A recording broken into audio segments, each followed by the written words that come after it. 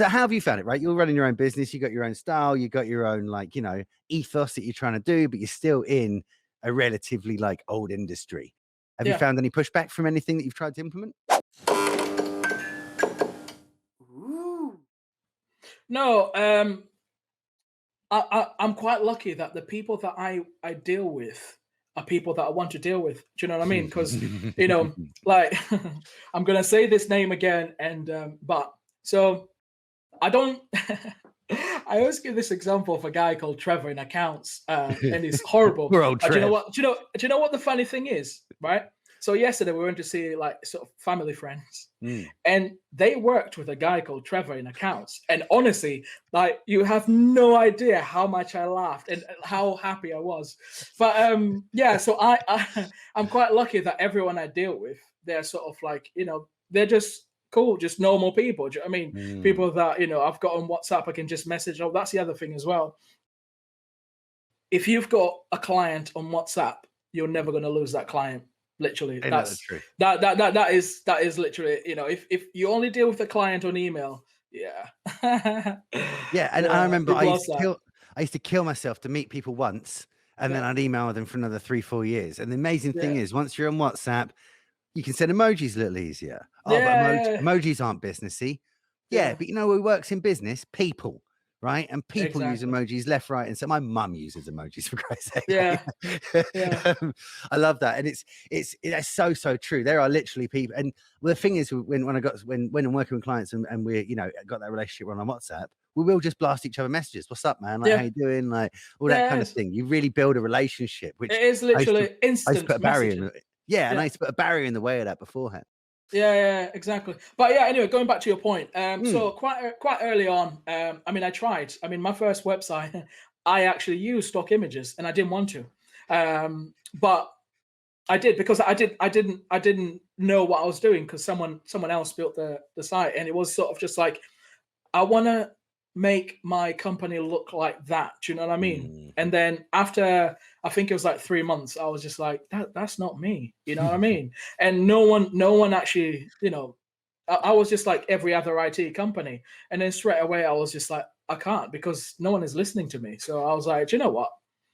They're going to listen to me. Do you know what I mean? So, and they did. But then the cool thing as well is that the people who did listen are the people that I am dealing with now. You know, and which is awesome, because you don't have to wear so many masks to, you know, like, you know, one minute you're like, I don't know, Mr. Professional with your exactly, you know, all the time you're like, yeah, man, what are you doing? You know, can you sort this out? It's like, yeah, just 2 seconds. I'm just I don't know, boiling an egg or whatever, and they're cool with that because they understand that you're human, kind of thing. And I'm quite not happy. I was going to say, but it's quite obviously it's not nice that COVID has happened, but I think COVID has made people realize that, you know, people actually have lives. Do you know what I mean? Because before that, everyone was sort of like, they had a life, and as soon as they get in the car, bus, train, walk, whatever, you know, they open that, you know, door into the office, everything just sort of like this is me like now. Peter Parker and Spiderman, like, you know, everyone had their secret identity as soon as they got out of the office. I know it well, right?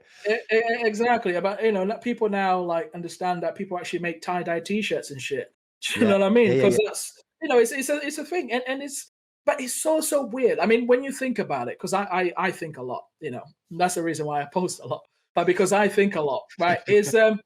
It's weird to think that, you know, because every single person has a personality and has a life, but it's weird how that just sort of like gets taken away when you work at certain, you know, when you work at certain places. It's so weird. It's just so weird. Anyway, going back to Trevor, right? So Trevor, I'll tell you this. So Trevor, So Trevor is this guy who works in accounts. And Trevor is like the most miserable guy in the world, like from like Monday to Friday, 12 o'clock. But after 12 o'clock, he goes for a drink, and then Trevor is like the nicest guy and is the coolest guy ever. And everyone is like, do you know what, Trevor? I know Trevor's miserable, but you know, you want to see him on a night out and stuff. He's really, really cool. It's like, so why the fuck can Trevor not be the same person? Do you know what I mean? All the time. Why does Trevor have to wait until Friday to be like, you know, a normal person? You know, it just doesn't make sense at all. It's like, why do you have to, because one, you're miserable. You're absolutely miserable. You know what I mean? Like how you probably hate your work. You hate everything about it. And why would you want to put that on people that work for you? Do you know what I mean? You want to make your work, don't fucking go buy pool tables and shit, because that does nothing. Do you know what I mean? Thank you. It absolutely, it does absolutely nothing. What? Oh, we played pool for 15 minutes and then, had a smoke and then going back to make 20 freaking cold calls before 12 now o'clock. I'm not stressed at all, right? Yeah, do you know what I mean? It's like, but it's weird. Again, right? These are my personal opinions, which I'm with you, man. they're mine. No, but they're mine. I hate someone to go like, oh yeah, that means if you want growth, you need to do this. I don't give a fuck, because that's not me. I'm giving you, I'm telling you what I'm thinking. Do you know what I mean? So I've always hated those places that have the ping pong table and the pool table and the thing and the thing and the thing. I remember one of the IT disties. I worked for one of them. I don't mention the name. And right in the middle of the building, there was a pool, like a pool table. And basically all it meant is that we were massively competitive all day, because everyone's trying to sell more stuff to the next person. Then we'd go down and be aggressively competitive for like an hour while everyone's trying to kill each other on thing. And we go back upstairs. Like, it was never any rest. And I've obviously been like, we work with a lot of massive agencies and such like that. And I remember sitting in one in London, and I was in a meeting about some like really big project, like, 6-figure project.